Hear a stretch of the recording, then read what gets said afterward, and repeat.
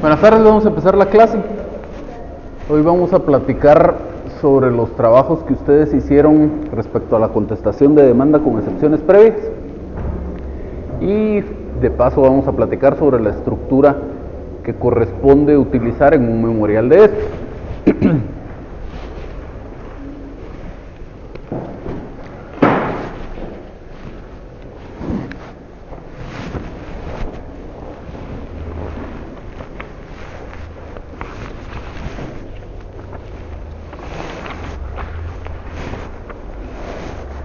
Vamos a empezar por el trabajo de Francisco Espinosa, Javier Menéndez y demás compañeros.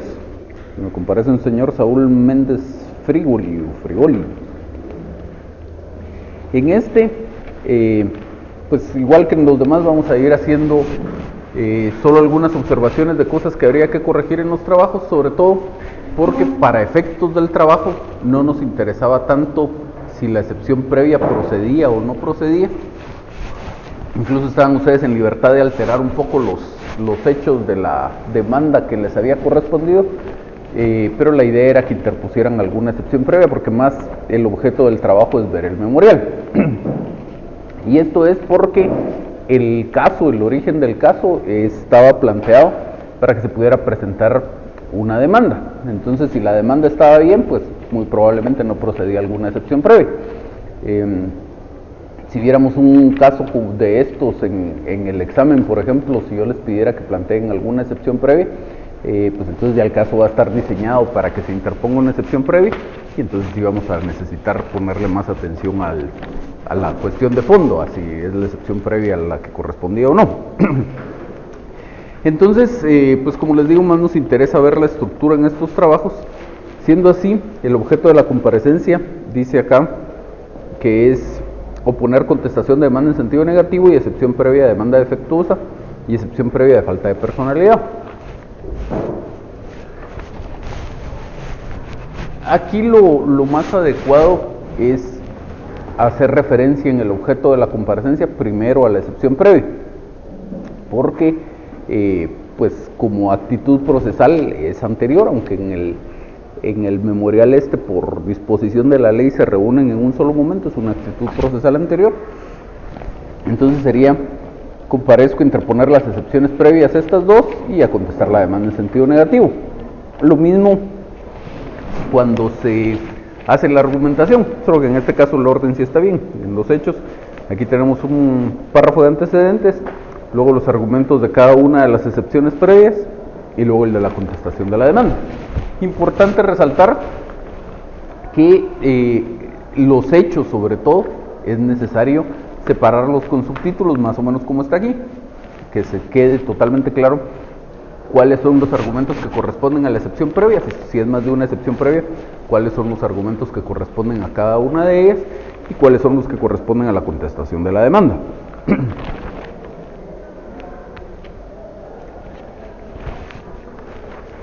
Luego nos vamos al fundamento de derecho. Aquí citan el artículo 109 del Código Procesal Civil y Mercantil.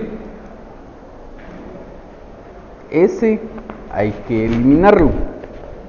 Y la razón de por qué lo citaron es que dicen acá que por los motivos expresados en el apartado de los hechos y la subsunción que se desprende de los artículos citados en el presente apartado y con estricta observancia en el presente artículo se colige que se debe repeler la demanda promovida en contra por fulano de tal en virtud de la ya evidente omisión de requisitos legales. Es decir, la idea del grupo aquí es: procede la excepción previa de demanda defectuosa porque la demanda no cumple con los requisitos legales y por lo tanto hay que rechazar esa demanda. Y aquí la idea del grupo puede estar bien hasta medio camino, es decir, puede ser procedente la excepción previa de demanda defectuosa, puede ser que ellos hayan alterado bien los hechos del caso como para sustentar la procedencia de una excepción previa de demanda defectuosa. Aquí de hecho el fundamento de la excepción era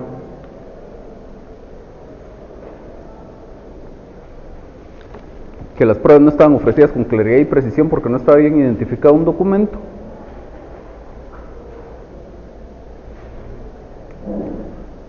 y que el memorial no estaba firmado por el abogado.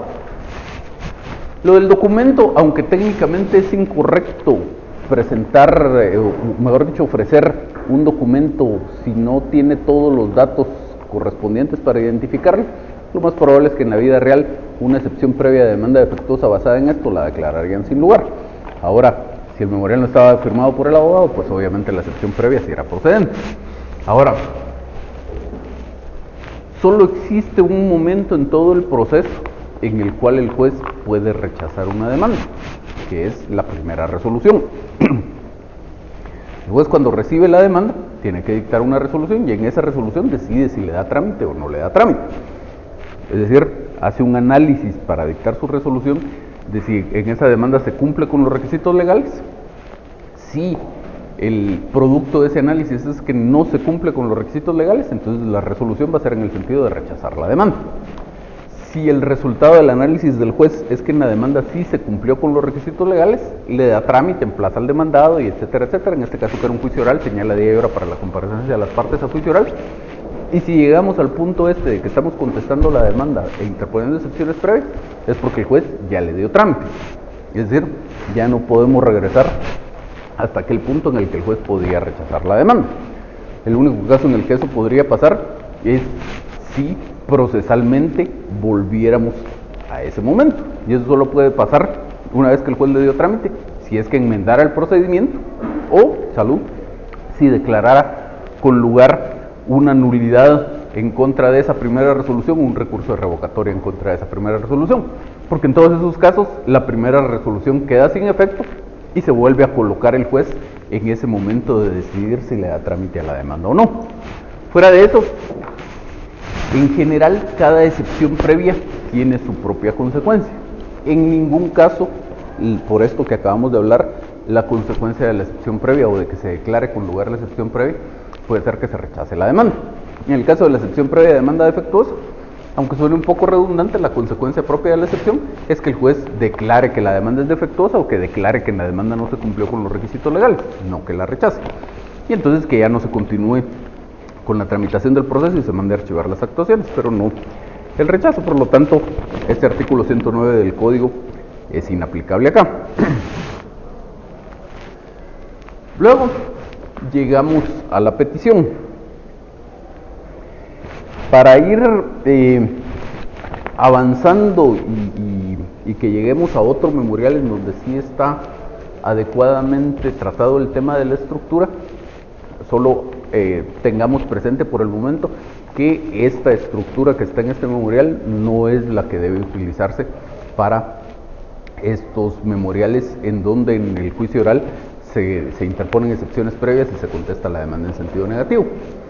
Lo que pasa es que aquí, al final de cuentas, como insisto, son dos actitudes procesales diferentes que se reúnen en un solo momento porque el código así lo manda, pero siguen siendo dos actitudes procesales diferentes y además la tramitación y la resolución de cada una de ellas es por separado, y eso se tiene que ver reflejado especialmente en la estructura de la petición. Ya vamos a ver en un momento cómo se hace. Por el momento solo anotemos por ahí que la estructura no está bien y anotemos también que con estructura adecuada o sin estructura adecuada a este memorial le hacen falta muchas peticiones de trámite. Se pide que se tenga por interpuesto el presente memorial y se agrega al expediente. Más que interpuesto el memorial sería por presentado, pero bueno, no importa tanto. Que se tome nota del auxilio, dirección y procuración y del lugar para recibir notificaciones. Luego pide que se admita para su trámite la contestación de la demanda y las excepciones previas. Que se tenga por ofrecido un medio de prueba y se acabó. De la excepción previa, obviamente, hay que darle audiencia a la otra parte, hay que recibir las pruebas, hay que recibir las pruebas del proceso, y de todo eso no se pide nada. Ya vamos a ver, como les insisto, cuando veamos otro memorial, cómo sería todo este tema. Pasémonos entonces al trabajo de Kimberly Pacheco, Andrea Castellanos y demás compañeros. Comparece la señora Anabela de León Ruiz.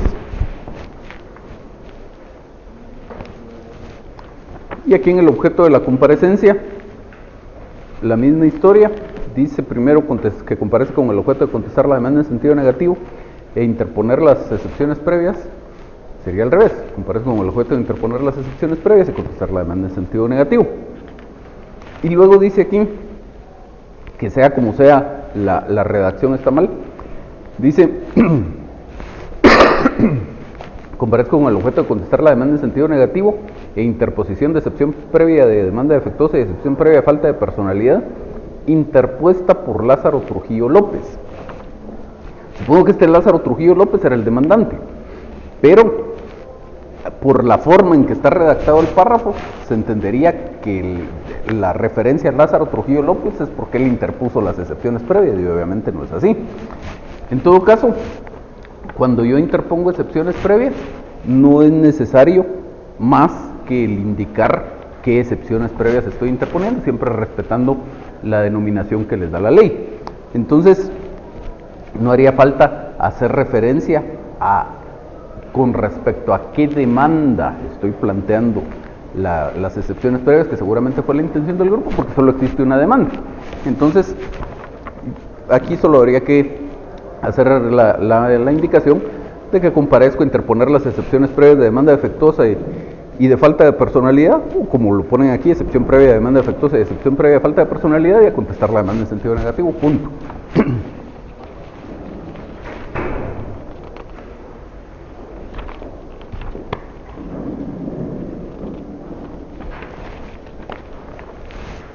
Luego, solo como cuestión general, como les digo, no nos vamos a detener mucho en las excepciones previas, pero aquí se hace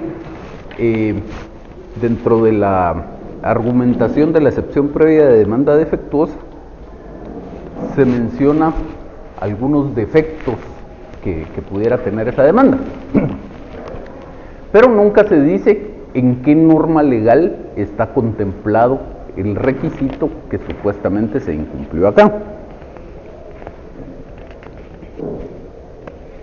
Entonces dice, a partir de la página 3 empieza a tratar sobre las excepciones previas procedentes. Dice que una de ellas es la de demanda defectuosa, y pues ya menciona qué tiene de malo el objeto de la comparecencia, qué tiene de malo el apartado de hechos, qué tiene de malo el apartado de peticiones. Pero entenderíamos aquí que por lo menos hay 3 partes del memorial en donde hay algún defecto, o que existe, no recuerdo exactamente cuál era el fundamento de la excepción, o que existe falta de concordancia entre esas 3 partes del memorial. Pero la excepción previa de demanda defectuosa no es simplemente el que una demanda esté mal hecha, es que una demanda esté mal hecha, pero que eso implique el incumplimiento de algún requisito legal, alguno de los establecidos en el artículo 106 específicamente para la demanda, o alguno de los establecidos en el artículo 61 en general para cualquier primera solicitud.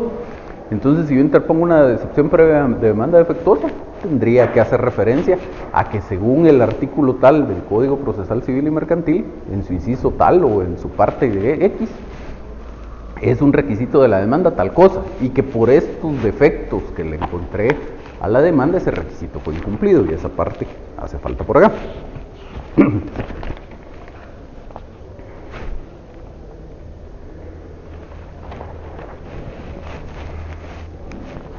Otra cuestión importante, si nos vamos al fundamento de derecho, dice el tercer párrafo del fundamento de derecho: en cuanto a la vía procesal, el artículo 135 de la Ley del Organismo Judicial, etc. El procedimiento de los incidentes no es una vía procesal. Es un trámite o un procedimiento, pero no una vía procesal.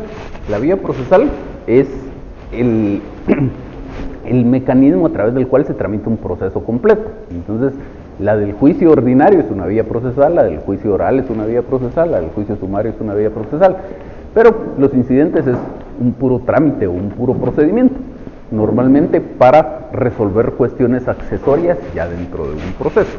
Entonces, es incorrecto hacer aquí referencia a una vía procesal, como también es incorrecto hacer referencia a la vía de los incidentes o a la vía incidental. Es el trámite de los incidentes o el procedimiento de los incidentes.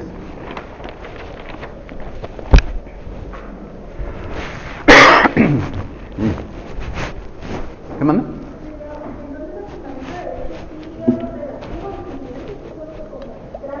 Exacto. Luego tenemos las peticiones. Nuevamente tenemos aquí un problema con la estructura. Esta estructura que aparece en este memorial y que aparece en el anterior es la estructura que utilizaríamos en cualquier otro memorial que no se refiriera a interposición de excepciones previas y contestación de demanda.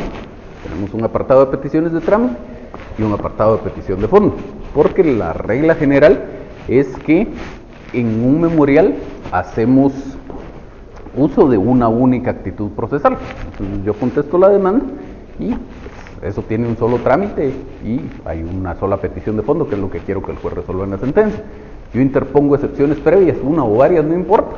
Eso tiene un solo trámite, el procedimiento de los incidentes, y llegamos a lo que quiero que el juez resuelva en su auto.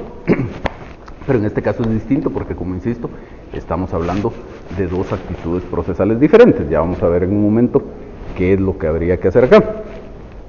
Solo cuestiones específicas de este memorial. La petición F dice que del incidente promovido con respecto a las excepciones interpuestas se corre audiencia a la parte actora por el término de 2 días. Para empezar, ya no tendríamos que usar la palabra término, porque la ley del organismo judicial dice que todos son plazos. Y sobre todo el tema de que este es un incidente, pero es un incidente dentro de un juicio oral. Entonces no sigue el trámite común y corriente de los incidentes, sino sigue el trámite propio de los incidentes en el juicio oral, del cual hablamos en su momento cuando vimos todo el esquema de la tramitación del juicio oral. Básicamente la audiencia, la otra parte, no es por 2 días, es por 24 horas y no existe un periodo de prueba de 8 días como en cualquier otro incidente, sino que la prueba se recibe en una audiencia o en varias audiencias.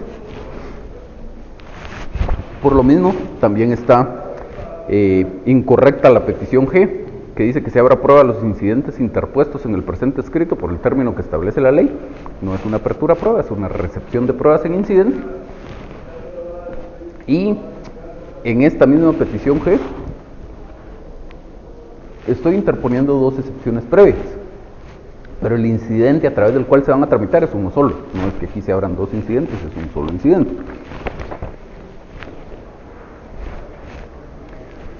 Y siempre en este memorial, la petición de fondo dice que al resolver se dicte en auto separado, 1, con lugar las excepciones previas de demanda defectuosa y falta de personalidad, y 2, en consecuencia se rechace para su trámite la demanda interpuesta por fulano de tal en contra de fulano. Entonces, nuevamente, insistimos en el tema, la consecuencia de una excepción previa nunca puede ser que se rechace la demanda.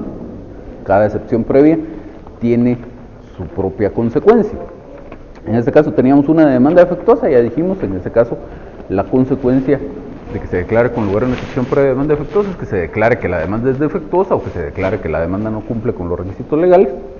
Y también hay una de falta de personalidad, y entonces la consecuencia de que se declare esta con lugar es que el juez declare que fulano de tal carece de legitimación activa o pasiva, según si la estamos haciendo en referencia al actor o al demandado, para actuar dentro del presente proceso.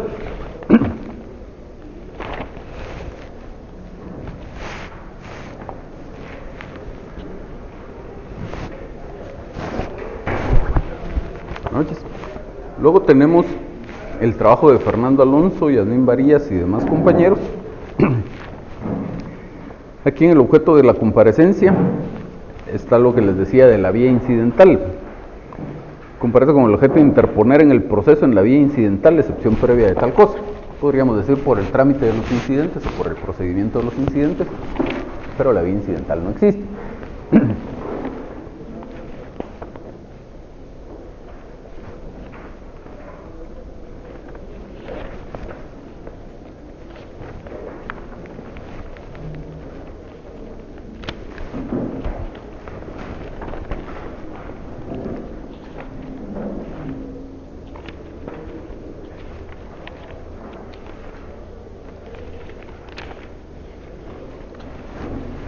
Este trabajo en general está bastante bien, salvo nuevamente el tema de la estructura. Otra vez me lo presentan solo con un apartado de peticiones de trámite y otro de peticiones de fondo, que, como insisto, no es la estructura que debemos utilizar acá.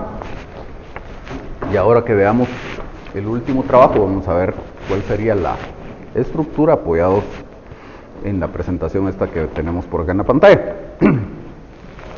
El último trabajo es el de Andrea Argueta, Ana Sofía Batres y demás compañeros.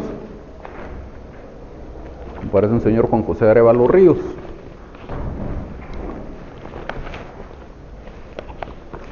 Y entonces llegamos a las peticiones. Y si ustedes ven, tiene primero un par de peticiones que no están encabezadas por algún subtítulo. Luego tiene un subtítulo que dice del trámite de las excepciones previas, otro que dice de fondo de las excepciones previas, más adelante otro que dice del trámite de la contestación de la demanda y de la excepción perentoria, y otro que dice de fondo de la contestación de la demanda y de la excepción perentoria. Y esta de aquí es la estructura que debemos utilizar en estos memoriales, cuando hay excepciones previas en un juicio oral. Es el único caso en el que se utiliza esta estructura. ¿Hay excepciones previas en un juicio oral? Necesariamente tiene que haber contestación de demanda también como mínimo, porque no hay la posibilidad, no existe la posibilidad de interponer las excepciones previas por separado. Y entonces, como insistimos, son dos actitudes procesales diferentes. Sobre todo son dos actitudes procesales diferentes que el juez debe resolver en momentos diferentes y con procedimientos diferentes. Porque si, por ejemplo, nos olvidáramos de la excepción previa, contestamos en sentido negativo una demanda y planteamos una reconvención, eso también lo tenemos que hacer en el mismo memorial de contestación de la demanda, pero el trámite es compatible. Lo único que está de más es que hay que darle trámite a la reconvención y hay que emplazar al reconvenido, pero nada más. Luego de eso, si fuera un proceso escrito, un ordinario o un sumario, el periodo de prueba es el mismo para todo el proceso que incluye la demanda y la reconvención. La vista es una sola y la sentencia es una sola. Si hablamos de un juicio oral, pasará eso mismo, pues la recepción de pruebas en las audiencias es una sola, ahí no hay vista, la sentencia es una sola. Entonces la estructura en esos casos, aunque concentramos otras actitudes procesales, es la misma tradicional. Pero cuando existen excepciones previas, el juez tiene que abrir un incidente, es un incidente que le pone obstáculo al curso del asunto. Eso quiere decir que ni siquiera puede conocer de las peticiones de trámite relativas a la contestación de la demanda, no puede ni siquiera tener por contestada la demanda en sentido negativo. Luego tiene que resolver ese incidente antes de poder pasar a lo siguiente, porque si se declarara con lugar, por ejemplo, esta excepción previa de demanda defectuosa, ya ni siquiera entra a conocer de la contestación de la demanda. Si la declara sin lugar, entonces pasaremos a que el juez le dé trámite o tenga por contestada la demanda, luego la recepción de pruebas y entonces llegaremos a una sentencia. Y entonces por eso es que en este caso en particular, cuando hay excepciones previas en un juicio oral, utilizamos esta estructura. Entonces dice por aquí estructura de las peticiones de una contestación de demanda en juicio oral cuando se interponen excepciones previas. Y entonces dice por aquí que vamos a tener, entre comillas, unas peticiones generales. Obviamente no le ponemos ese subtítulo de peticiones generales, es simplemente para separarlo de las demás, que es lo que tienen aquí. Regresemos al memorial, es lo que tienen aquí sus compañeros. Dice: 1, que se incorpore a sus antecedentes el presente memorial y documentos adjuntos. 2, que se tome nota de la dirección y procuración bajo las que actuó, así como del lugar que señalo para recibir notificaciones. Entonces, en estas peticiones generales, entre comillas, tendríamos esto de la incorporación del memorial. Si se estuviera ejercitando una representación, también pedimos que el juez reconozca esa calidad con la que se actuó. Luego, que se tome nota de la dirección y la procuración y del lugar para recibir notificaciones.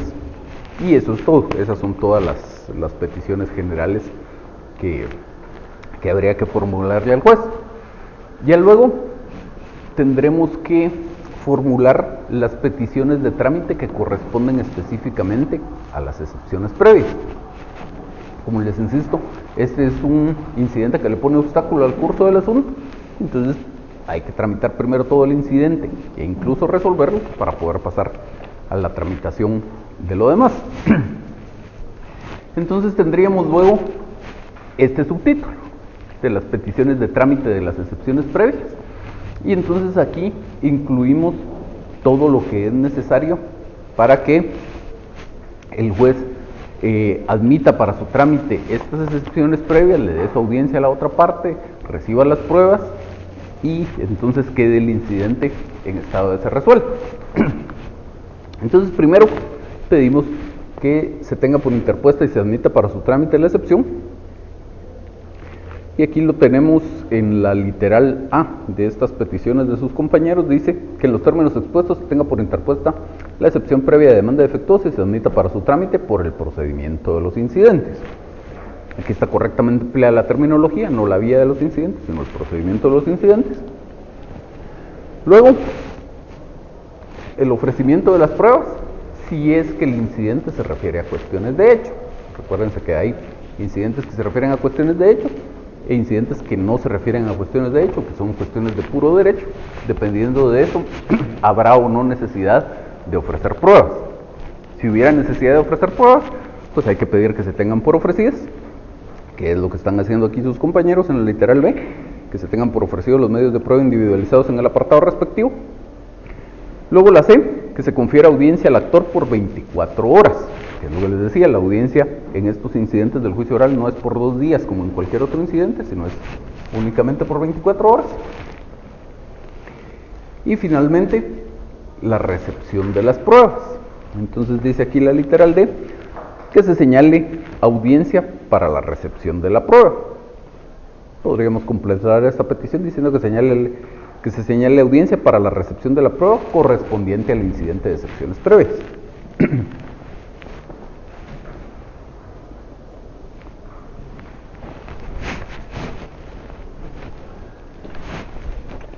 Luego viene el siguiente grupo de peticiones, que son las que se refieren ya al fondo de las excepciones previas.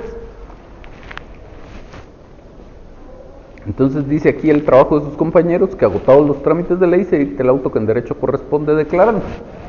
Y entonces siempre en las peticiones estas de fondo de las excepciones previas hay que pedir en principio que las declaren con lugar. Siempre que yo le hago un planteamiento al juez, tengo que pedir, lo primero que tengo que pedir es que lo declare con lugar. Si es una demanda, tengo que pedir que declare con lugar la demanda. Si es una excepción, tengo que pedir que declare con lugar la excepción. Si es un recurso, tengo que pedir que declare con lugar el recurso, etc. Entonces, en este caso, que es una excepción previa, le pido al juez que declare con lugar la excepción previa interpuesta. Luego, cada excepción previa, como insistimos, tiene su propia consecuencia.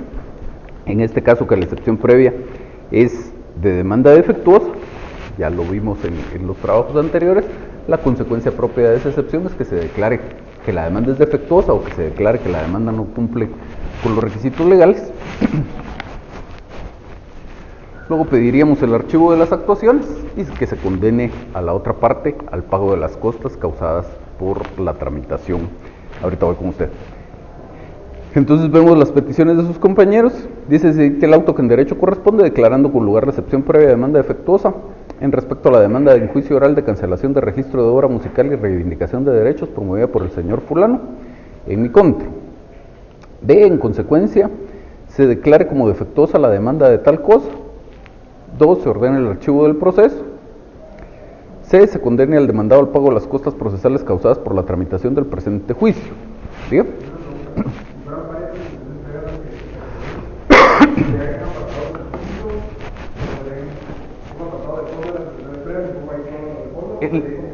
El apartado es uno solo. Ahora, dentro de ese mismo apartado, usted va a tener que hacer un planteamiento de las consecuencias de cada excepción previa, porque como insistimos, las consecuencias son diferentes para cada una. Entonces, eso lo puede hacer usted de dos formas. Podría en una petición solicitarle al juez que le declare con lugar las excepciones previas de A, B y C, las tres que interpuso, digamos. Y luego tiene una petición que dice, como consecuencia de la excepción previa A, lo que sea la consecuencia propia de esa excepción, como otra petición, como consecuencia de la excepción previa B, la consecuencia de esa excepción, y como consecuencia de la excepción previa C, la consecuencia de esa excepción. Esa es una opción, o una forma de hacerlo. La otra forma de hacerlo es que usted dijera, se declare con lugar la excepción previa A y en consecuencia tal cosa, se declare con lugar la excepción previa B y en consecuencia tal cosa, se declare con lugar la excepción previa C y en consecuencia tal cosa. Cualquiera de las dos es exactamente igual. En lo único que tendría alguna variación es si dentro de esas excepciones previas estuviera la de incompetencia, porque entonces hay que aplicar aquello de que primero resuelve el juez esa y solo si la declara sin lugar puede entrar a conocer de las demás.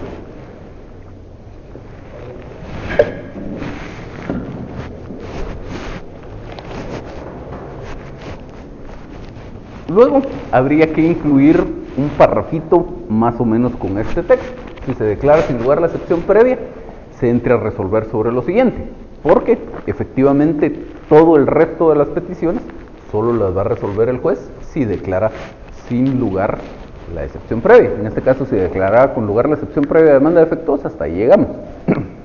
Ya no entra a conocer el juez lo relativo a la contestación de la demanda. Entonces hay que incluirle este parrafito. Aquí en el trabajo del grupo lo tienen como una petición, que en realidad más que una petición en sí misma es un parrafito que le da entrada al siguiente grupo de peticiones. Entonces aquí dice, en caso se declarase sin lugar la excepción previa de demanda defectuosa interpuesta, el juez se pronuncia, dice acá, se pronuncie de la manera siguiente. Y entonces tenemos un subtítulo acá, del trámite de la contestación de la demanda y de la excepción perentoria. Entonces vemos aquí en la pantalla que dice de trámite de la contestación de la demanda, excepciones perentorias y reconvención. Si hubieran excepciones perentorias, no necesariamente va a ser así, podría ser solo previas y contestación de la demanda. Si hubieran excepciones perentorias, lo mencionamos aquí, y si hubiera reconvención, también lo mencionamos aquí. Obviamente si no hay reconvención, pues no lo mencionamos en este subtítulo. En este caso, el grupo sí interpuso una excepción perentoria, entonces formula o hace un subtítulo del trámite de la contestación de la demanda y de la excepción perentoria. Y entonces las peticiones serían que se tenga por contestada la demanda en sentido negativo, y si hubieran excepciones perentorias, por interpuestas las excepciones perentorias que correspondan. En este caso, el trabajo del grupo dice que en los términos expuestos se tenga por contestada en sentido negativo la demanda de cancelación de registro de obra musical y reivindicación de derechos, promovida por fulano, y por interpuesta la excepción perentoria de autoría de obra musical. Hasta ahí vamos bien. Lo siguiente sería si hubiera reconvención. En este caso no hay. Si hubiera reconvención, recordamos que la reconvención es una demanda con la particularidad de que está incrustada en una contestación de la demanda y que la plantea el que originalmente era demandado en contra del que originalmente era demandante. Entonces, como demanda que es, hay que pedir que se admita para su trámite.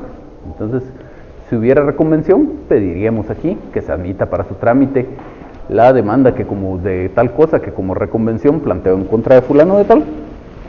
En este caso no hay. No, es una petición independiente. O sea, usted hace una solo de la contestación de la demanda y la siguiente es que le admitan para su trámite la reconvención. Lo siguiente es que se tengan por ofrecidos los medios de prueba, que aquí lo tienen en esta literal B, en el trabajo de sus compañeros, que se tengan por ofrecidos los medios de prueba individualizados en el apartado respectivo. Luego, si hubiera reconvención, en este caso de sus compañeros no hubo reconvención, pero si hubiera reconvención, hay que pedir que se suspenda la audiencia. Si esto fuera un juicio sumario o un juicio ordinario, pedimos que se emplace al reconvenido por el plazo correspondiente. Si fuera juicio sumario por 3 días, si fuera ordinario por 9. Pero como este es un proceso oral, entonces dice la ley que cuando hay reconvención hay que suspender la audiencia y señalar una nueva para que en esa nueva se conteste la reconvención. Entonces esa sería la petición que tendríamos que formular ahí. Se suspenda la audiencia y se señale una nueva para la continuación del juicio oral. Insisto, en este caso no hubo reconvención, por lo tanto la petición esta no aplica, solo para que lo tengan presente si hubiera reconvención. Luego, si pedimos la declaración de las partes, pues entonces en este momento, igual que se hace en una demanda, habría que acompañar a este memorial, en una demanda de juicio oral, pues habría que acompañar a este memorial la plica que contiene el pliego de posiciones y de una vez formular la petición para que se cite a la otra parte para prestar esta declaración. En este caso, ofrecen dentro de los medios de prueba la declaración de las partes, pero es que aquí ya estamos en el momento de la contestación de la demanda, entonces está bien, ofrecen como prueba la declaración de las partes, entonces hay que pedir que se señale día y hora para que el actor, señor fulano de tal, preste declaración de las partes bajo procedimiento de que si dejara de comparecer sin justa causa será tenido por confeso o solicitud de parte. Y finalmente una petición general en el sentido de que oportunamente se reciban los medios de prueba ofrecidos por las partes, que la tienen acá también sus compañeros como literal D, que oportunamente se reciban las pruebas ofrecidas por las partes, que es lo que sustituye a la petición que formulamos en un proceso escrito en el sentido de que oportunamente se abra prueba del proceso. Y entonces ya podemos llegar al apartado de la petición de sentencia.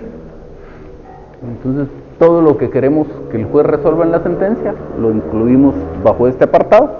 En el caso de sus compañeros, que también está bien, lo titularon de fondo de la contestación de la demanda y de la excepción perentoria. Cualquiera de las dos opciones está bien, pero la idea es dejar claro qué es lo que queremos que resuelva el juez en su sentencia. Y entonces, si hay excepciones perentorias, eso es lo primero que tenemos que pedir, porque normalmente cuando yo interpongo excepciones perentorias, la única razón para que el juez declare con lugar esa demanda, declare sin lugar esa demanda, es que declare con lugar la excepción perentoria. Entonces, eso sería lo primero, que se declare con lugar las excepciones perentorias y la consecuencia propia de cada excepción perentoria. En este caso, si el grupo interpuso una excepción perentoria, entonces pide que, agotados los trámites de ley, se dicte la sentencia que en derecho corresponde, declarando a: con lugar la excepción previa de autoría de obra musical interpuesta por mi persona, fulano de tal, ante la demanda interpuesta por el señor fulano de tal. B, que como consecuencia de lo anterior se declare que soy el autor legítimo de la obra tal, que el registro de la obra musical sujeta a la presente demanda en el registro de la propiedad intelectual ha sido legítimo, que la transferencia de los derechos patrimoniales también ha sido legítima. Entonces, esas son las consecuencias propias de la excepción perentoria que interpuso el grupo. Ya luego pedimos que se declare sin lugar la demanda. En este caso dice: sin lugar la demanda en juicio oral de cancelación de registro de obra musical y reivindicación de derechos promovido en mi contra por el señor fulano. Si hubiera reconvención, en este caso no hubo, pero si hubiera reconvención, ya después de pedir que se declare sin lugar la demanda, pedimos que se declare con lugar la reconvención. Si hubiera reconvención también, luego tenemos que pedir las consecuencias propias de esa reconvención. Y finalmente, en todos los casos, que se condene a la otra parte a pagar las costas. En este caso del trabajo de sus compañeros, en esa petición de las costas hay un grave error, porque piden que se condene a la parte demandada al pago de las costas, y la parte demandada soy yo. Obviamente tengo que pedir que condenen a mi contraparte, que condenen a la parte actora.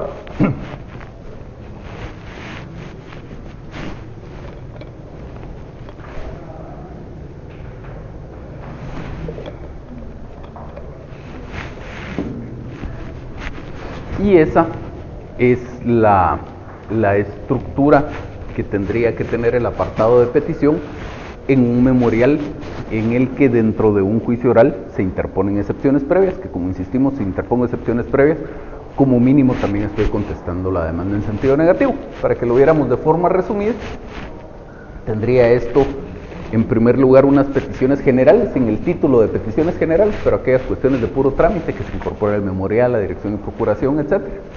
Un apartado de trámite de las excepciones previas, un apartado de fondo de las excepciones previas, un apartado de trámite de la contestación de la demanda, las excepciones perentorias si las hubo y la reconvención si la hubo, y un apartado de la petición de sentencia. Al final de cuentas, es bien sencillo.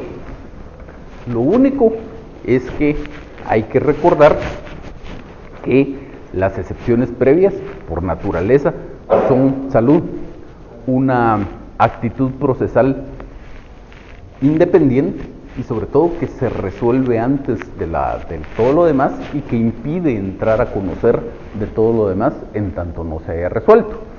Entonces, si esto fuera un juicio ordinario o fuera un juicio sumario, necesariamente tengo que tener dos memoriales.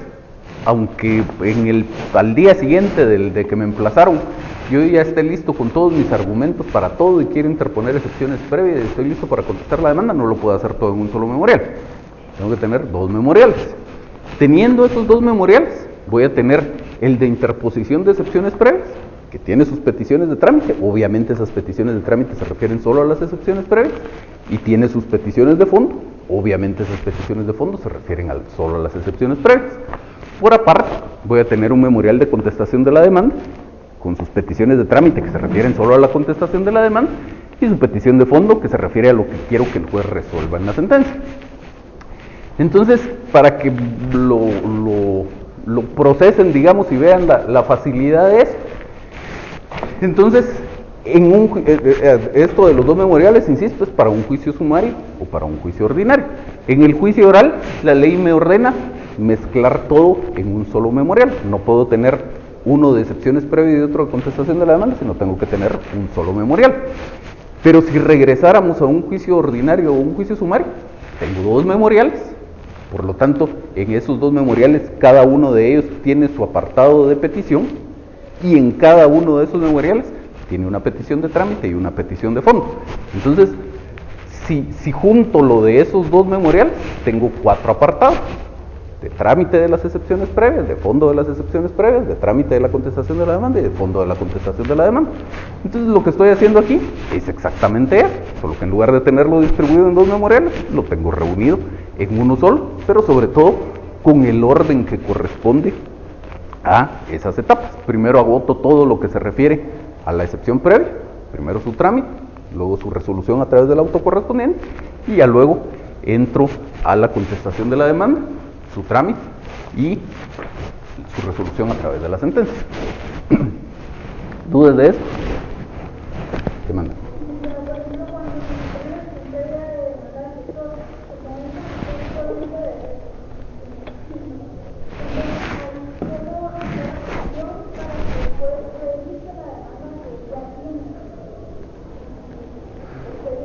No es necesario que se lo pida expresamente.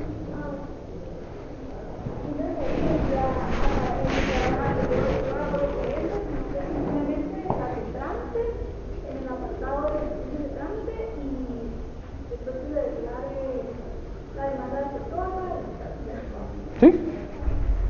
Si usted quiere, para que yo normalmente hago eso, cuando un incidente no se refiere a cuestiones de hecho y por lo tanto no voy a ofrecer pruebas, yo normalmente, de todos modos, que es cuestión de gusto, pues no necesariamente lo tiene que hacer así, solo le estoy contando cómo lo veo. Yo normalmente le incluyo un subtítulo de pruebas o de medios de prueba, y en ese subtítulo, en lugar de tener un ofrecimiento de medios de prueba, le incluyo un parrafito en donde explico que en este caso no ofrezco medios de prueba porque el incidente no se refiere a cuestiones de hecho.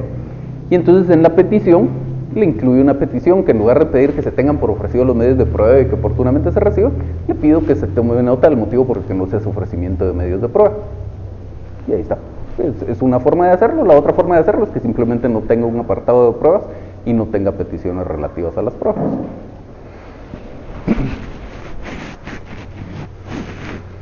¿Alguien más? ¿Alguna duda de esto? En las de trámite, si yo tuviera varias excepciones previas, Ajá. sería en la misma que se admita para su trámite de excepciones previas tales, no es Sí. en la misma cosa. No, es una sola petición. Y por ejemplo acá, como al final de cuentas... Perdón, solo es una sola petición porque es un solo incidente. Y aquí en la contestación, al final de cuentas, uno sí presenta pruebas para la contestación y la excepción perentoria, por ejemplo. Ajá. Pero aquí no se tendría que poner como pruebas de la contestación en sentido negativo o de las excepciones perentorias, sino que solo sería como pruebas, y ya en la de excepciones se establece que por ser cuestión de derecho, si fuera demanda defectuosa, no se presentan pruebas, por ejemplo, pero ya en la contestación en sentido negativo o planteamiento de defensa de derecho, ahí sí hago referencia a mis pruebas. Pero su duda de origen es si el apartado de prueba lo tiene que separar. ¿Cómo? Ajá. Si usted quiere. Le queda más ordenado si lo separa. Sobre todo le queda más ordenado si su excepción previa sí se refiere a cuestiones de hecho, por lo tanto tiene pruebas relativas a las excepciones previas y pruebas relativas a la contestación de la demanda. ¿Sí?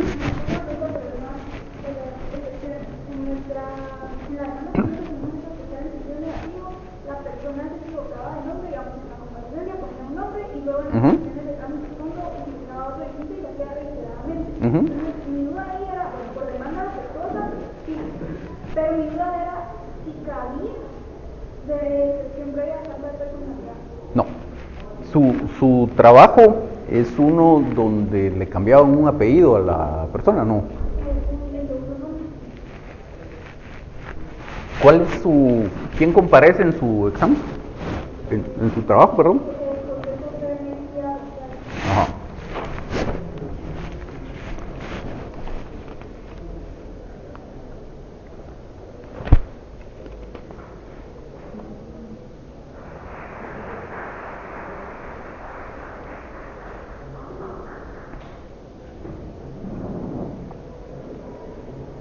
Sí, que en unas partes dice Luis Alfonso y en otras dice Luis Alberto. En ese caso, no procede la excepción previa de falta de personalidad, porque al final de cuentas no es que el responsable del tema sea Luis Alfonso y yo esté demandando a Luis Alberto y que exista un Luis Alberto que sea una persona distinta, sino simplemente es yo estoy demandando a quien yo quería demandar, pero en el curso del memorial me voy equivocando y le cambio un nombre. Entonces en ese caso es un puro defecto de la demanda está mal hecha. Y está mal hecha, habría que ver cómo se fue configurando el error en el desarrollo de la demanda, pero podría ser que esté mal hecha porque esté mal redactada porque los hechos no estén formulados con claridad y precisión, porque en algunas partes de los hechos me refiero a la persona con un nombre y en otras partes con un nombre distinto. Podría ser que mi demanda esté mal redactada porque la petición no está con claridad y precisión, porque en unas peticiones me refiero a la persona con un nombre y en otras con otro distinto. O podría ser que en todos los hechos está bien, por ejemplo, y en todas las peticiones está mal. Y entonces ahí siempre sigue siendo una demanda defectuosa, pero por falta de concordancia entre unas partes del memorial y otras. Pero en todos los casos es una excepción previa de demanda defectuosa. Ahora, si el error fuera distinto, si el señor se llama Luis Alberto y yo en toda la demanda le cambio el Alberto por Alfonso, en toda la demanda digo que estoy demandando a Luis Alfonso, entonces ahí sí se podría intentar una de falta de personalidad, porque en todo el curso de la demanda yo estuve haciendo referencia a una persona que no es la que tendría que haber demandado. Nada me garantiza que me la van a declarar con lugar. Antes, hace muchos años, hace 20 años o más, ese tipo de excepciones previas era casi automático que se las declaraban con lugar. Supóngase que usted me demandara a mí y mi apellido Alonso lo escribe con S en lugar de con Z. Antes, si usted interponía una excepción previa de falta de personalidad bajo ese argumento, era seguro que se la declaraban con lugar. Desde hace varios años, la mayoría de los tribunales cambiaron el criterio y más se van por el lado de decir, para que en esas condiciones yo le pudiera declarar una excepción previa de falta de personalidad con lugar, usted me tendría que comprobar que hay un Alonso con S y un Alonso con Z, que son personas distintas, y que el Alonso con S no tiene nada que ver en este asunto, y es el Alonso con Z el que usted tendría que haber demandado. Y le dicen, de lo contrario, lo que entendemos es que es un puro error mecanográfico y que la persona es la que tiene legitimación, y muchas veces se la declaran sin lugar, pero por lo menos el intento se podría hacer. Entonces, si en toda la demanda está mal, yo lo que interpondría es falta de personalidad. Si en unas partes está bien y en otras está mal, es una demanda defectuosa. Si la comparecencia está mal y ya vamos entiendo, ahí se puede cambiar ese tipo de falta de personalidad. Es una comparecencia contra y aquí va el nombre de la programa y luego ya lo va corrigiendo. Ajá. Yo me quedaría con la demanda defectuosa en ese caso, porque de hecho es más probable que se la declaren con lugar, porque para la falta de personalidad más entramos al tema de legitimación y de ver si hay una persona distinta que no tendría que estar respondiendo a esta demanda, y como le digo, se le reducen sus posibilidades de éxito de esa forma. ¿Qué manda? Cuando estábamos mencionando la demanda de los grupos para ver qué a mí se me ocurría, por ejemplo, que en este caso no sería así, pero en caso de procesos sucesorios que ya en curso, Ajá. aún hubiese una resolución que declare el heredero universal a la persona que... Si aún no hay resolución. Si aún no hay, pero Ajá. dice, bueno, al final me van a declarar el heredero universal a Ajá. punto, Ajá. pero aún no lo han declarado, Ajá. ahí se lo diga falta de personalidad. Depende. ¿Cómo demandó la persona en nombre propio? Si la persona demanda en nombre propio, efectivamente hay falta de personalidad. En ese caso, el ejemplo que pone su compañera es, este señor, el caso que teníamos es que este señor era hijo del que escribió la canción y todos llegamos al entendido de que en algún momento lo declararon heredero y que por eso estaba planteando él su reclamación. Pero el caso que pone su compañera es, pasó todo lo mismo, el papá fue el que escribió la canción, el papá falleció, este señor que es el cliente está tramitando todavía el proceso sucesorio de su papá, pero el proceso sucesorio no ha terminado y por lo tanto a él no lo han declarado heredero ni lo han reconocido heredero. Entonces en ese caso lo que habría que hacer es que comparece a demandar la mortual, no el señor en nombre propio, sino comparece a demandar la mortual, y en representación de la mortual comparecerá, valga la redundancia, el que tenga la representación de esa mortual. Si hubiera testamento y en el testamento se designó un albacea, pues comparece el albacea en representación de la mortual. Si habiendo testamento no se designó un albacea, habrá que pedirle al juez que nombre un administrador de la mortual. Si el proceso fuera intestado, hay que pedirle al juez que nombre un administrador de la mortual, y ese comparecería en representación de la mortual, más o menos el equivalente a que compareciera a demandar una sociedad y en representación de la sociedad comparece el gerente.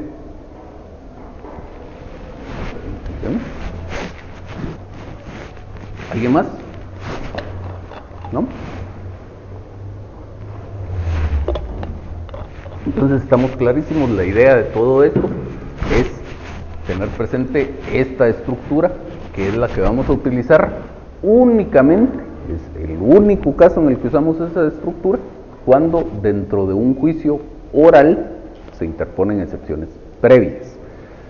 Si es un juicio sumario o un juicio ordinario, jamás vamos a usar esta estructura, y si es un juicio oral en donde no se están interponiendo excepciones previas, tampoco usamos esa estructura.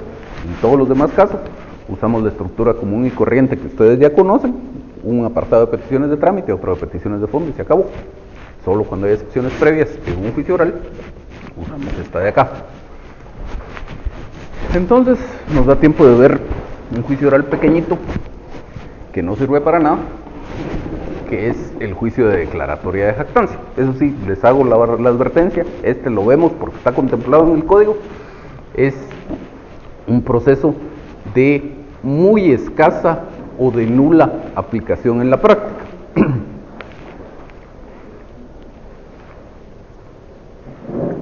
Si nos vamos y lo vamos a ver solo como les insisto, porque está en el código, pero ni se hagan bolas con el proceso, no les voy a poner un examen de esto ni nada por el estilo. El artículo 199, cuando trata la materia del juicio oral, dice que se tramitarán en juicio oral, y dice, sexto, la declaratoria de jactancia. Y entonces nos vamos al artículo 225, y dice, la declaratoria de jactancia procede contra todo aquel que fuera de juicio se hubiera atribuido derechos sobre bienes del demandante o créditos o acciones en contra del mismo, de cualquier especie que fueren. Entonces, la jactancia en general es presumir de algo. Entonces, en general, alguien se jacta de algo cuando presume de algo. Si alguien dice que es muy buen deportista, se está jactando de ser buen deportista. Si alguien dice que es buen estudiante, se está jactando de ser buen estudiante, etc. Para efectos de, y aquí todavía no estamos hablando del proceso, sino en general de la expresión jactancia o del verbo jactarse. Entonces, para efectos de considerar que yo me jacto de algo, simplemente tenemos que ver si estoy presumiendo de algo o no. No importa si es cierto o no. Es decir, si yo les digo a ustedes, yo soy un futbolista genial, me estoy jactando de ser buen futbolista, que por cierto no juego ni 5, pues, pero me estoy jactando de ser buen futbolista. Entonces, en el caso concreto, no solo me estoy jactando de eso, sino que además es mentira.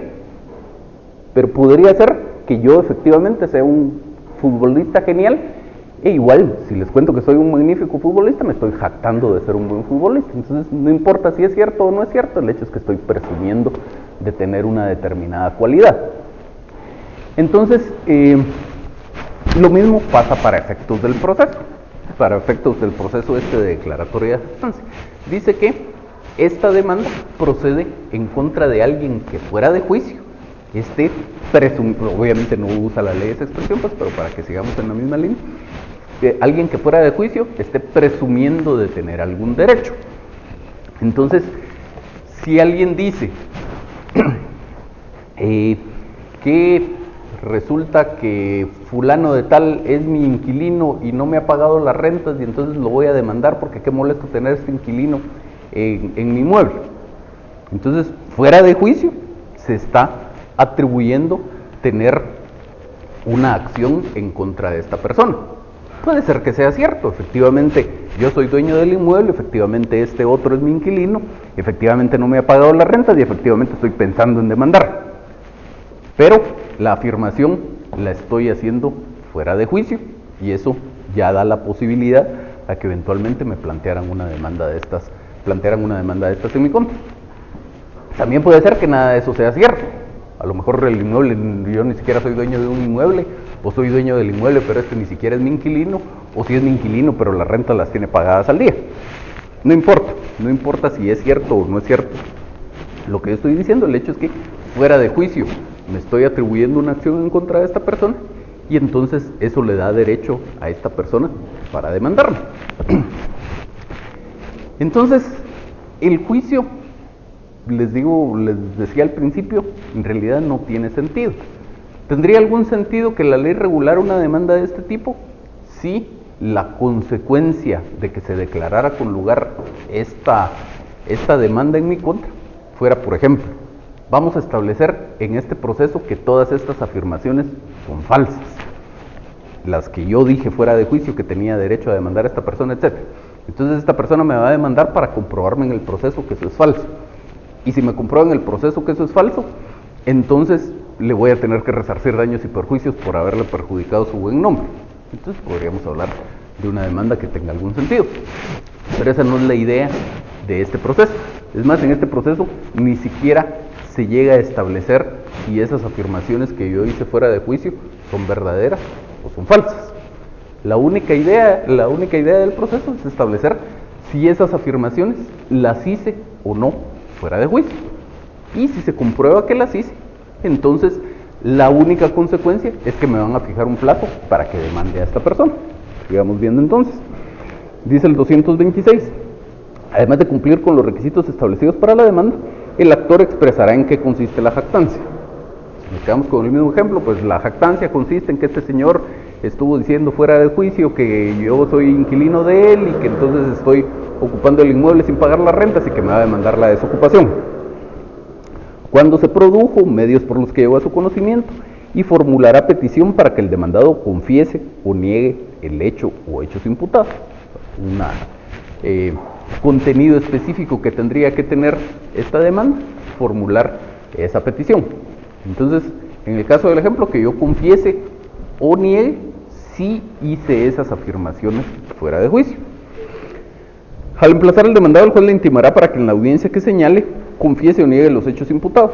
Nuevamente, para que yo le diga al juez si es cierto que yo fuera de juicio hice todas estas afirmaciones o no.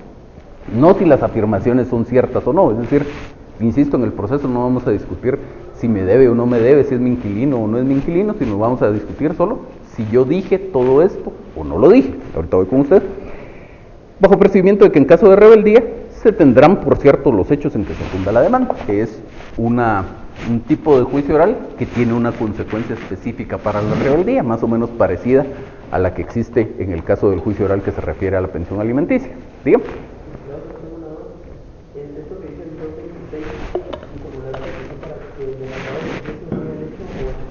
Ajá. Se pone como una petición, para mí, no entiendo que yo respondo. No, es una petición de trámite. Es una petición de trámite que está encadenada con el siguiente artículo.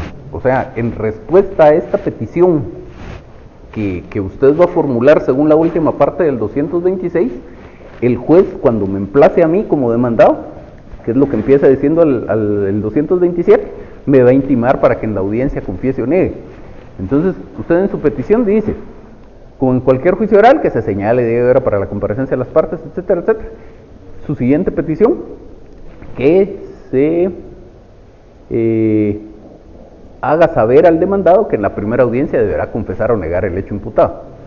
Entonces el juez me hace esa intimación y en la primera audiencia yo podría decir, señor juez, no es cierto, yo jamás he dicho esto. Yo podría decir, señor juez, sí es cierto, yo efectivamente dije eso. Y como le insisto, no importa si es cierto o no que usted me debía y que era mi arrendatario y todo lo demás, sino lo que importa para efectos del proceso es si yo lo dije o no lo dije. Y entonces nos vamos a la sentencia. En caso de rebeldía o de que el demandado confesara los hechos, el juez dictará sentencia declarando la jactancia. Ya de una vez le dice la ley en qué sentido debe dictar su sentencia. Y señalando al jactancioso el término de 15 días para que interponga su demanda, bajo percibimiento de tenerse por caducado su derecho. Es decir, en el mejor de los casos, lo único que consiguió el demandante aquí es demostrar que yo fuera de juicio estuve haciendo estas afirmaciones y que por lo tanto el juez me diga a mí, señor, usted por estar haciendo esas afirmaciones ahora tiene 15 días para demandar al otro. O sea, en el mejor de los casos, el demandante en este juicio oral, lo que se gana de todo el proceso es una demanda en su contra.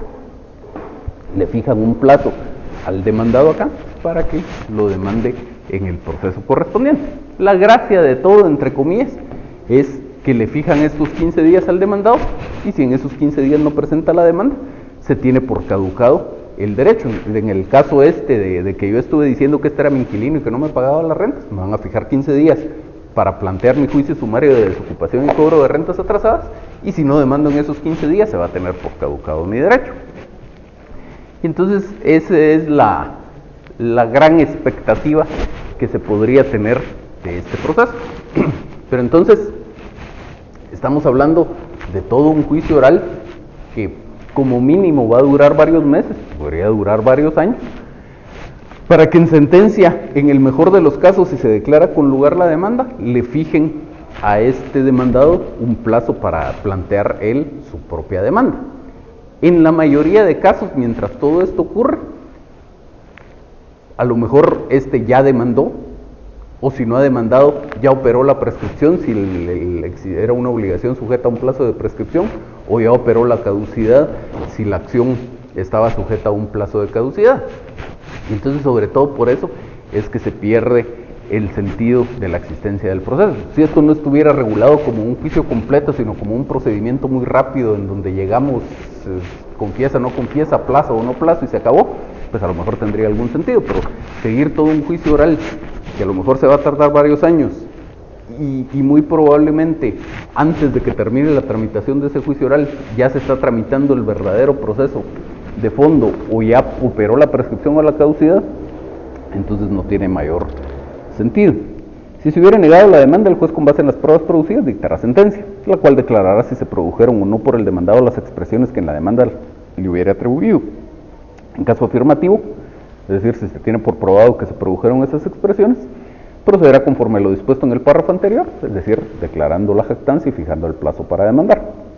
Transcurrido el término fijado en la sentencia, sin que el demandado hubiere justificado haber interpuesto la demanda, el juez a solicitud de parte declarará caducado el derecho y mandará a expedir certificación al actor. Y eso es todo. ¿Qué manda? Muy simple, la verdad, solo es negar el hecho de que no se cuenta con. Básicamente. Y apoyar la prueba, había necesidad de la prueba. Lo que pasa es que normalmente va a ser un hecho negativo su contestación de demanda, va a ser un hecho negativo y los hechos negativos normalmente no se prueban.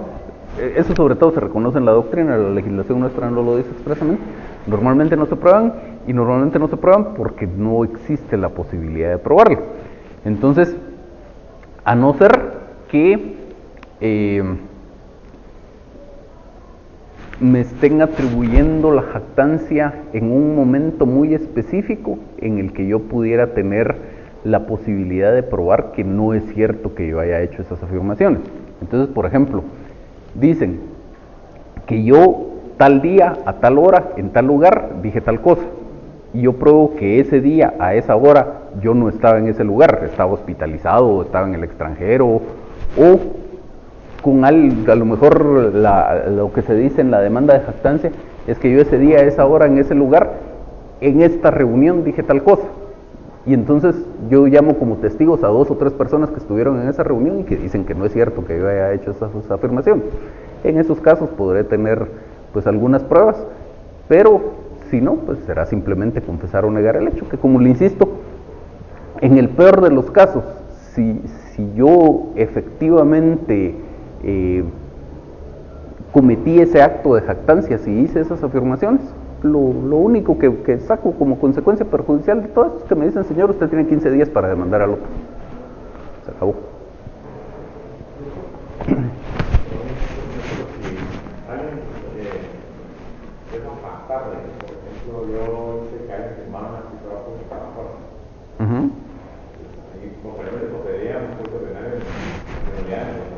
Ajá.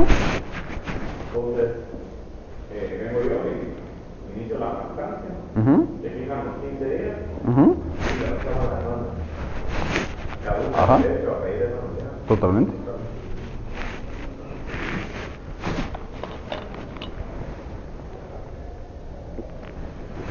¿Alguna duda más con esto? Yo planteé una vez. Sí, declararon sin lugar la demanda, por cierto. Al final de cuentas era un caso medio simpático, eran 2 personas que se estaban peleando por todo y andaban de arriba para abajo buscando por qué demandarse. Entonces entre ellos hubo varios procesos y uno de estos era este de jactancia. Y aquí lo que ocurrió fue que en una demanda la otra parte había hecho unas afirmaciones de ciertos temas que no tenían relación con ese proceso. Entonces, este señor hizo, decían respecto al que era mi cliente, que este señor hizo tal cosa, hizo tal cosa, hizo tal cosa, que eran cuestiones que daban lugar a planteamientos de otros procesos distintos, pero no tenían nada que ver con ese proceso.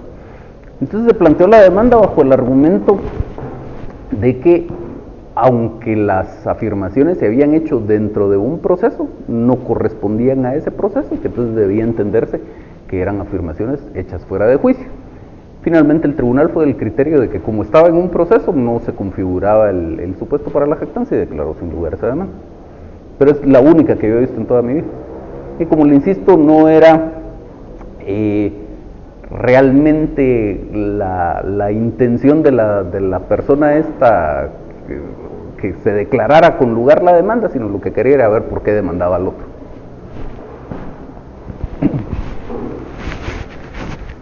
¿Algo más? ¿No? Bueno, como todavía tenemos tiempo, platiquemos rapidito de otro proceso más pequeñito dentro de los del juicio oral, el artículo 211.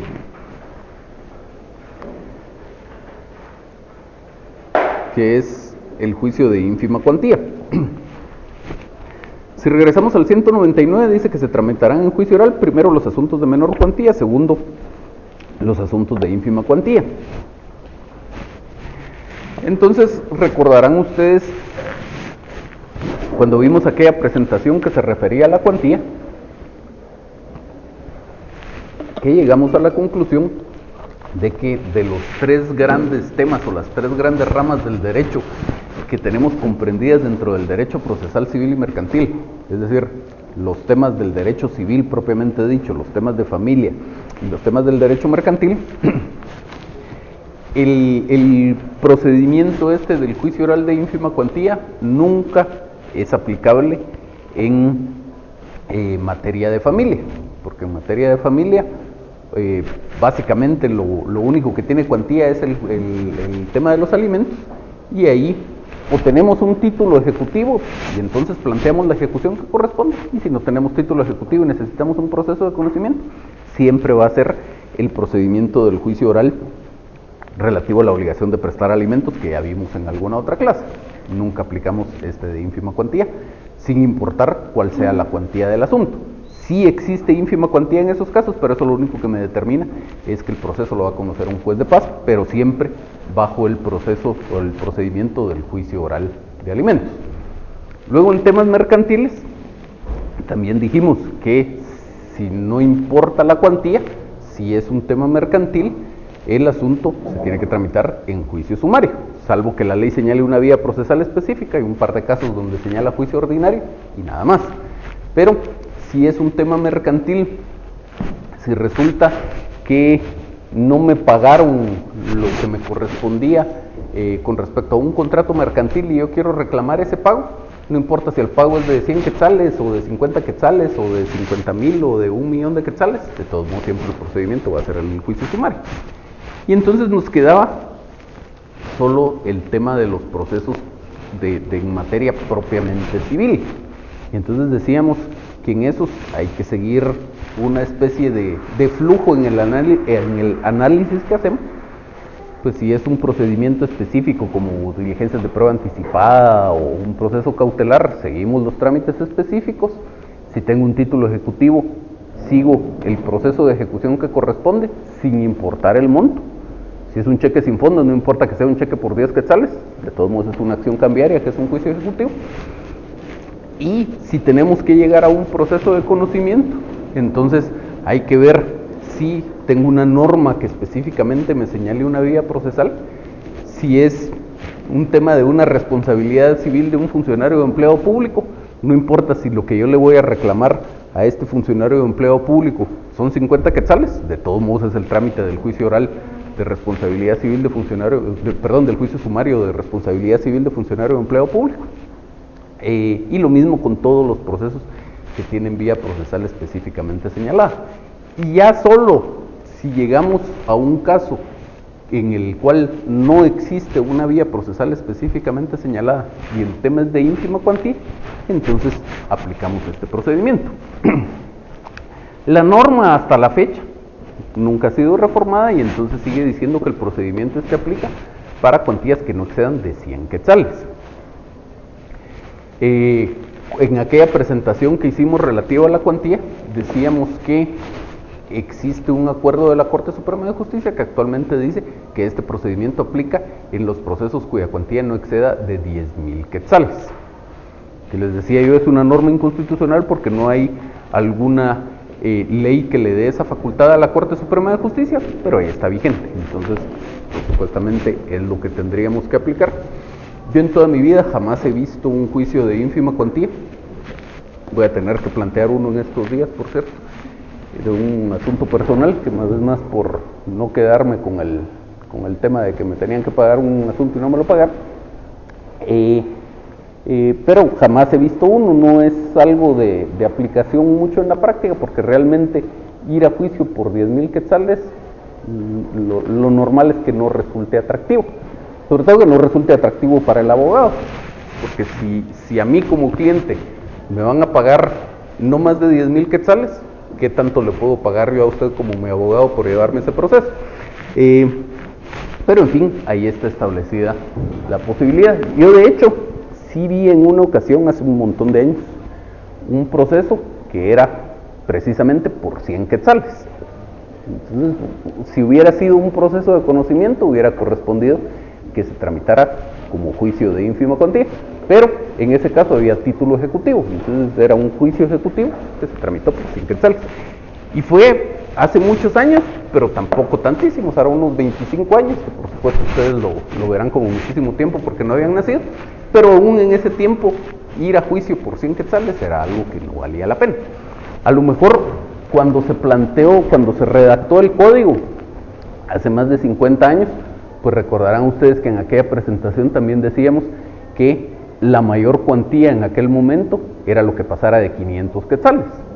Entonces, si en este momento la mayor cuantía es algo que pasa de 50,000 quetzales, pues entonces entenderíamos que tenía un poco más de sentido pensar en aquel entonces en juicios que no superaran la cuantía de 100 quetzales.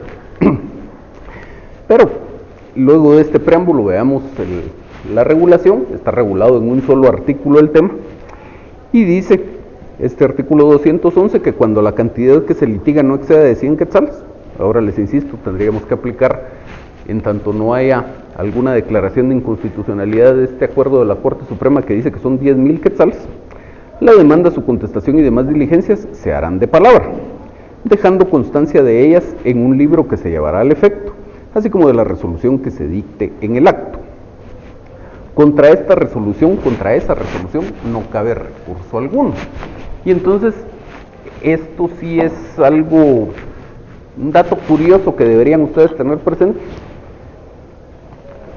porque es uno de los únicos casos, uno de los dos únicos casos en los que en contra de una sentencia de un proceso civil no procede un recurso de apelación. Todas las demás sentencias son apelables, a excepción de esta y de la del juicio sumario de responsabilidad civil de funcionario o empleado público, cuando ese funcionario o empleado público sea un magistrado de la Corte Suprema de Justicia, que está en el artículo 248, en ese caso procede el recurso de reposición. Dice, contra la sentencia procede el recurso de apelación ante el Tribunal Superior, pero si se tratara de la responsabilidad de los magistrados de la Corte Suprema de Justicia, no cabrán más recursos que aclaración, ampliación y reposición. Entonces, pues en este caso del juicio de ínfima cuantía, no procede recurso alguno. Si no compareciera el demandado, el juez podrá citarlo bajo apercibimiento de tenerse en comparecencia como confesión de los hechos afirmados por el actor, que se harán constar lacónicamente en acta, y se dictará sentencia conforme al párrafo anterior. En esta clase de proceso no se grabarán las partes con gastos, costas ni honorarios de ninguna clase. ¿Dudas de este juicio?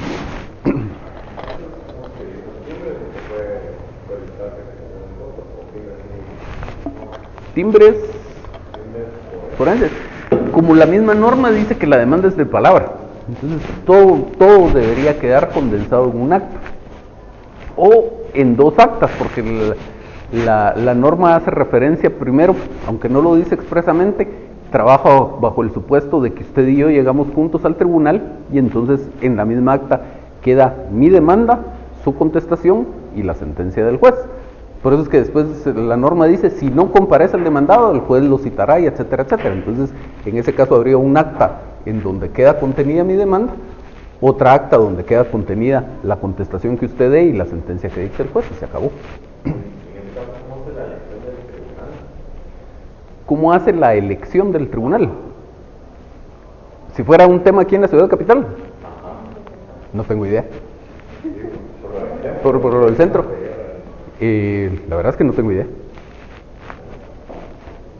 O sea, que uno llega, por ejemplo, al juzgado de paz y solo dice que quiere... Así debería ser, más o menos, que de hecho, la misma pregunta me plantearía ahora que lo hace su compañero, que hacen en los procesos laborales cuando la demanda es verbal. Porque en los juzgados laborales, que en civil también se puede, que la demanda del juicio oral sea de forma verbal, pero normalmente no se hace. Pero en los juzgados laborales, en materia laboral, sí se acostumbra con alguna frecuencia que el trabajador llega a presentar su demanda en forma verbal. Y ahí también tienen su centro de justicia laboral y distribuyen las demandas de esa forma. Me imagino, no lo sé, que la persona pasará primero al centro y ahí le dicen vaya al juzgado tal y le dan algún papelito con el cual ya lo vayan a atender en el juzgado, y me imagino que algo similar habría que hacer acá.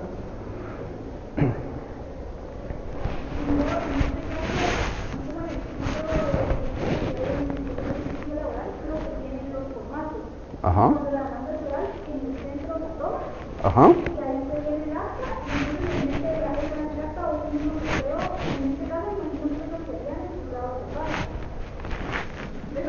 Muchas gracias.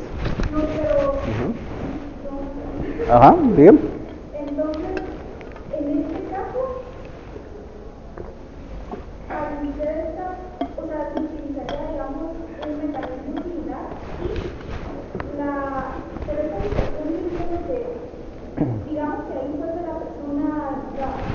Ajá. Entonces, en el centro de servicios de atención de justicia, tendría que también la persona demandada ponerse a contestar, no sé si se Tendría que ser ante el juez. O sea, lo que estamos platicando aquí con su compañero es cómo llegamos a estar sentados ya en el juzgado que corresponde. Pero tendría que ser ante el juez, aquí no podría ser ante el centro. ¿Alguna duda más? ¿No? Bueno, entonces lo dejamos por acá y lo veo.